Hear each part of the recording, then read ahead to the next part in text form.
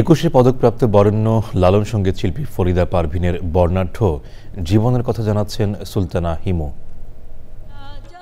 লালন সঙ্গীত জগতের অনন্য নাম ফরিদা পারভীন, যার কণ্ঠে বাংলা লোকসঙ্গীত পেয়েছে ভিন্ন মাত্রা। গুণী সাংস্কৃতিক ব্যক্তিত্বের জন্ম 1954 সালের 31শে ডিসেম্বর নাটোরে। গানের জীবনের হাতে খড়ি মাগুরায়। 1968 সালে তিনি রাজশাহী বেতারে নজরুল সঙ্গীতের জন্য নির্বাচিত হন।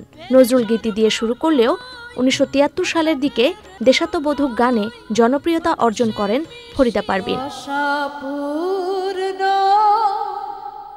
পল্লীগীতি গাইলেও লালন সঙ্গীতের জন্যই বেশি জনপ্রিয় ফরিদা পারভীন।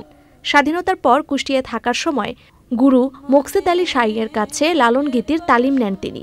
সত্যবল সুপথে চল গান শিখে লালন সাইজির গানের জগতে প্রবেশ ঘটে তার। তিনি গানটি যখন বাজাচ্ছেন, ফরিদা পারভীনের গাওয়া অসংখ্য জনপ্রিয় গানের মধ্যে রয়েছে এই পদ্মা, এই মেঘনা, এই যমুনা, সুরমা নদী তটে, তোমরা ভুলেই গেছো মল্লিকাদের নাম, খাঁচার ভিতর, অচিন পাখি, বাড়ির কাছে আরশিনগর।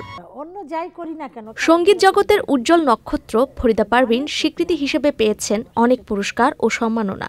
1987 সালে 21শে পদকে ভূষিত হন তিনি। 1993 সালে ছায়াছবির গানে সেরা কণ্ঠশিল্পী হিসেবে পেয়েছেন জাতীয় চলচ্চিত্র পুরস্কার। 2008-এ পান ফুকুওয়াকা এশিয়ান কালচারাল প্রাইজ। সঙ্গীতে অবদানের জন্য ফরিদা পারভীনকে পুরস্কৃত করেছে চ্যানেল আইও।